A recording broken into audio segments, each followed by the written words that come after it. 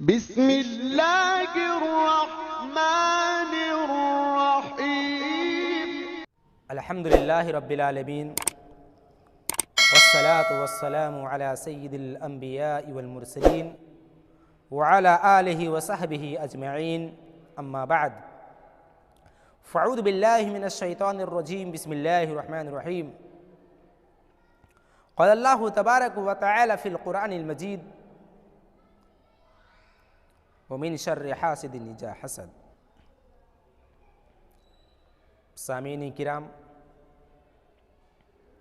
आज के इस नशिस्त में मेरा मौज़ूई ख़िताबत है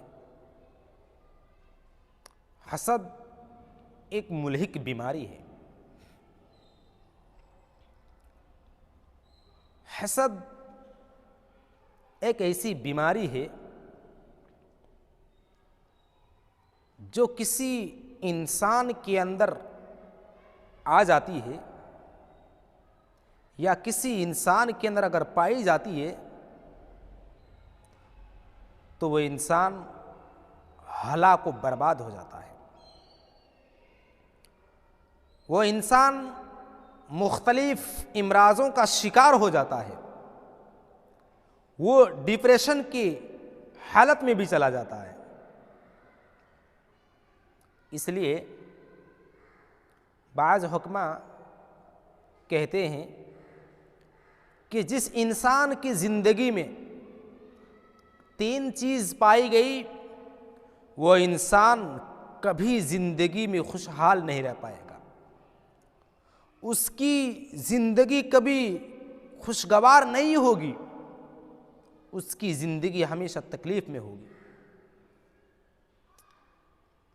उन लोगों का कौल ये है, सलासतुन ला यहनाउ लिसाहिबिही,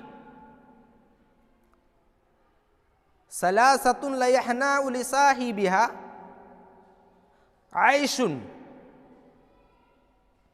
अल-हिक़्दु वल-हसदु वसूउल खुल्क़ि। के 3 चीज़ अगर किसी इंसान के अंदर पाई जाती है तो वो इंसान कभी खुशगवार नहीं होता है, उसकी ज़िंदगी खुशगवार नहीं होती है। नंबर 1,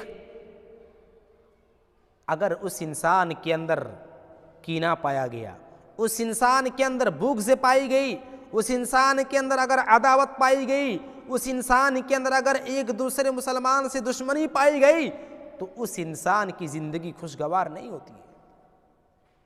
और दूसरी चीज़ ये बयान की गई कि वल हसद, यानी हसद, अगर कोई इंसान किसी दूसरे इंसान से हसद करता है तो उसकी ज़िंदगी में भी खुशगवार नहीं होती, उसकी ज़िंदगी कभी भी खुशगवार नहीं होती। वो इंसान हमेशा डिप्रेशन, हमेशा गमज़दा, हमेशा नाखुश में रहेगा।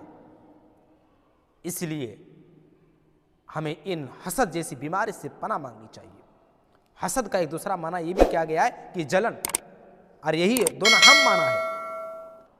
हसद का दूसरा माना जलन है। इसलिए हमें इस हसद से बचने की हम कोशिश करें।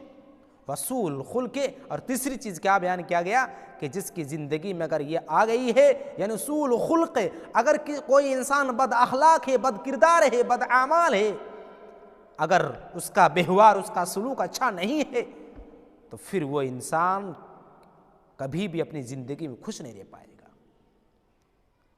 मेरे अजीज साथियों, मेरे प्यारे भाइयों, इसलिए हमें अपनी ज़िंदगी को खुशगवार बनाना है तो हमें इन तीनों चीज़ों से परहेज़ करें।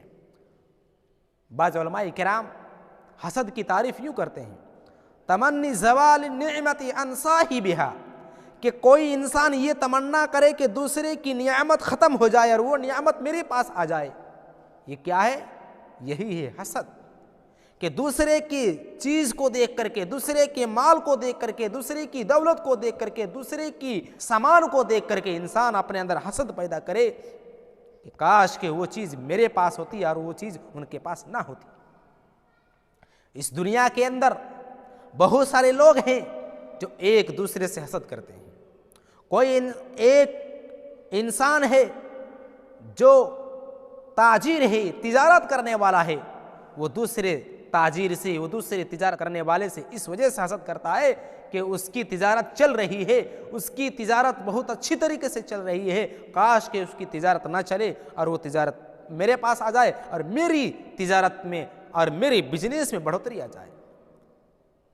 एक दुकानदार दूसरे दुकानदार से यूं हसद करता है कि उसकी दुकान के अंदर कोई कस्टमर ना आए, उसके दुकान के सामान ना बेचा जाए, उसके दुकान के सामान सेलिंग ना हो और मेरे दुकान की तरफ तमाम के तमाम कस्टमर, तमाम के तमाम ग्राहक हमारे दुकान में आ जाए और उसकी दुकान में ना आए, वो इंसान हलाक बर्बाद हो जाए।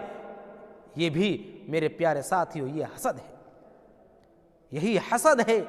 एक औरत दूसरे औरत की हुस्न जमाल को देख करके हसद करती है कि काश कि उसकी खूबसूरती खत्म हो जाए और वो खूबसूरती मेरे पास आ जाए। एक औरत दूसरे औरत के लिबास को देख करके हसद करती है, काश कि उसके वो नए कपड़े मेरे पास आ जाए।